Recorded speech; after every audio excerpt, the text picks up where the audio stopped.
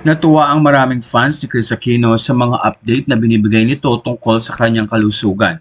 Ilang mga photos ang ipinakita niya sa pamamagitan ng isang video sa Instagram na napansin ng mga netizen ang tila pagbabago sa mukha ni Chris at nagkakalaman nga ito. Kaya naman ikinuwento ni Chris ang kanyang pinagdaan ng surgery para na rin part ito ng paggagamot sa kanya. Kwento ni Chris, "This was ready to be posted yesterday but while writing my caption, I kept falling asleep. I asked my team of doctors to please get my surgical procedures done before August 21.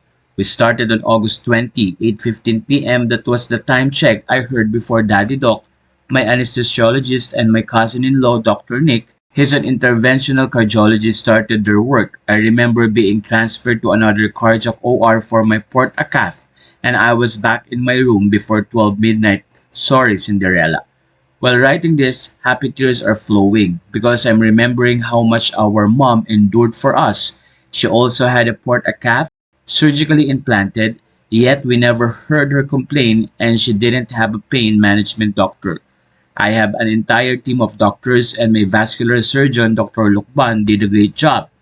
And Dr. Cash, his senior resident fellow, while waking up from my anesthesia, I said, "Where's the cutie pie doctor? And can I now please have my dame?" Coincidentally, my brother Noy and I had the same favorite chocolate. You saw a lot of pics of Kuya Josh and Bim. He's the last pic wearing the protective outfit for people to get into the post-op recovery area. My sons are the reason I continue to endure. If I wasn't their mama, matagal na po akong sumuko. It's very difficult to be as brave as my dad and my mom because I know this is just the beginning of more aggressive treatment to keep me alive and get me to a point of remission.